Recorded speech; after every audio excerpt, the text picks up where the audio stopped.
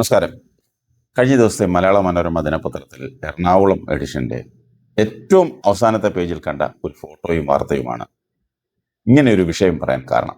Chaplin to his holiness എന്ന പദവി ലഭിച്ച രണ്ട് വൈദികരോടൊപ്പം വാരാപ്പുഴ ആർച്ച് ബിഷപ്പും കൊച്ചുപിതാവും കൂടി നിൽക്കുന്ന ഫോട്ടോയും വാർത്തയുമാണ് മനോരമയിൽ കണ്ടത്. ചാപ്ലിൻ ഓഫ് ഹിസ് ഹോളിനെസ് എന്നാണ് ആ സ്ഥാനത്തിൻ്റെ യഥാർത്ഥ പേര് എന്നാണ് എൻ്റെ ഓർമ്മ. തെറ്റാണെങ്കിൽ ക്ഷമിക്കണം. യഥാർത്ഥത്തിൽ ഇതിലൊരാൾക്ക് ഈ പദവി ഇതിനു മുമ്പേ കൊടുക്കേണ്ടതായിരുന്നു. അഭിപ്രായമാണ് എനിക്കുള്ളത്. രണ്ടുപേരിൽ ഒരാൾ എന്ന് പറയുമ്പോൾ ഒരാളെ ഇരുട്ടത്ത് നിർത്തുന്നതിന് തുല്യമായതുകൊണ്ട് മാത്യു ഇലഞ്ഞിമറ്റം എന്ന വൈദികനെ ഞങ്ങൾ ഇതിൽ നിന്നും ഒഴിവാക്കുന്നു. കത്തോലിക്ക സഭയുടെ അടിസ്ഥാന പ്രമാണങ്ങൾ എന്ന് പറയുന്നത് ദൈവം മോശയ്ക്ക് കൊടുത്ത 10 കൽപ്പനകളാണ്. ഈ 10 കൽപ്പനകളും ലംഘിക്കപ്പെടരുതെന്ന് തന്നെയാണ് വിശ്വാസികളെ പറഞ്ഞു പഠിപ്പിച്ചിരിക്കുന്നത്.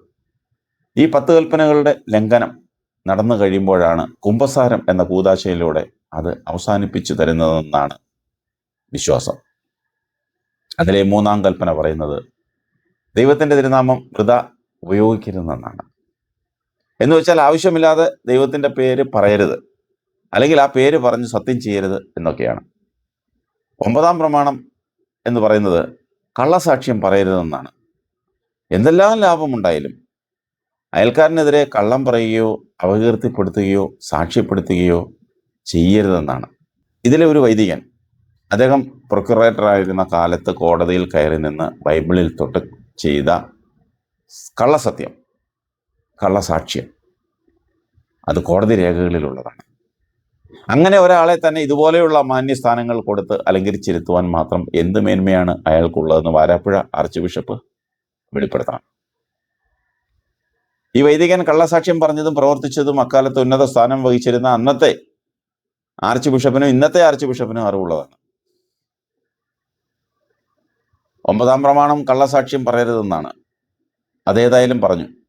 അത് പറഞ്ഞതോ ബൈബിൾ തൊട്ട് ദൈവത്തെ സാക്ഷി നിർത്തിയും. അങ്ങനെയാണ് 3-ാം പ്രമാണം ലംഘിക്കപ്പെടുന്നത്. അതായത് കർത്താവിൻ്റെ നാമം വൃഥ ഉപയോഗിച്ചു.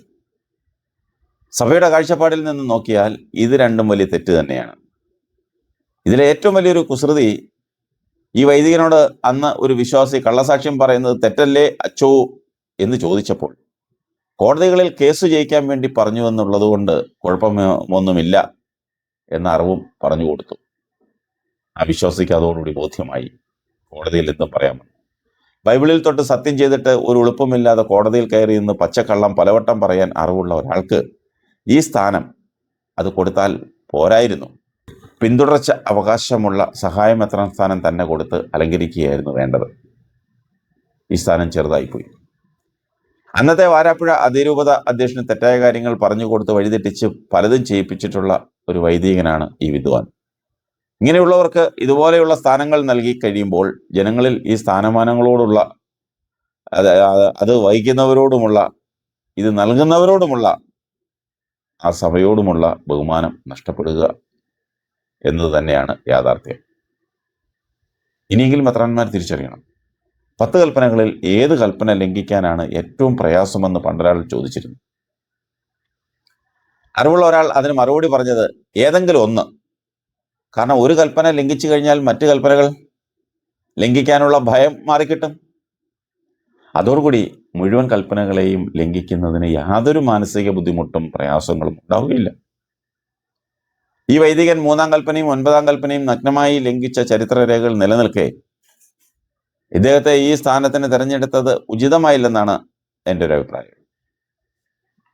സഭയ്ക്ക് സമുദായ അംഗങ്ങളുടെ ഇടയിലും അന്യസമുദായ അംഗങ്ങളുടെ ഇടയിലും ഒരു വിലയും നിലയും ഉള്ളത് ഇനിയെങ്കിലും കാത്തു സൂക്ഷിക്കണം.